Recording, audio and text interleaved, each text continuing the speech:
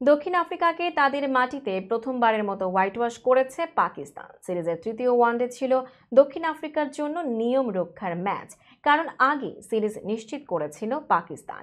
রোববার জোহেন্সবার্গের ওয়ান্ডার্সে সিরিজের তৃতীয় ও শেষ ওয়ানডে ম্যাচে মাঠে ঘটে কিছু ব্যতিক্রমী ঘটনা।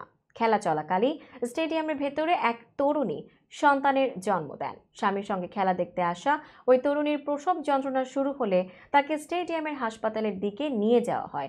পরে পুত্র সন্তান জন্মের খবর জায়ান্ট স্ক্রিনে ঘোষণা করা হয়। সেখানে ভেসে ওঠা বার্তায় লেখা ছিল, মিস্টার ও মিসেস রাবেংকে অভিনন্দন।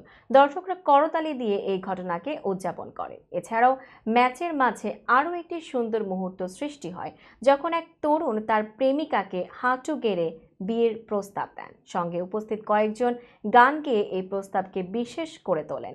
তরুণীর প্রথমে বিস্মিত হওয়া এবং পরে আংটি গ্রহণ করার দৃশ্যও জায়ান্ট স্ক্রিনে দেখানো হয়। পুরো স্টেডিয়াম করতালিতে ফেটে পড়ে। ম্যাচের মাঠের দিকেও ছিল উত্তেজনা। বৃষ্টিবিঘ্নিত ম্যাচে ৪৭ ওভারে ৯ উইকেটে ৩০৮ রান করে পাকিস্তান। জবাবে দক্ষিণ আফ্রিকা ৪২ ওভারে ২৭১ রানে অল আউট হয়। ফলে পাকিস্তান ৩৬ রানে জয় নিশ্চিত করে। দলের হয়ে সাইম আইয়ুব আবারও সেঞ্চুরি করেন। মোহাম্মদ রিজওয়ানের নেতৃত্বে এটি পাকিস্তানের টানা দ্বিতীয় ওয়ানডে সিরিজ জয়।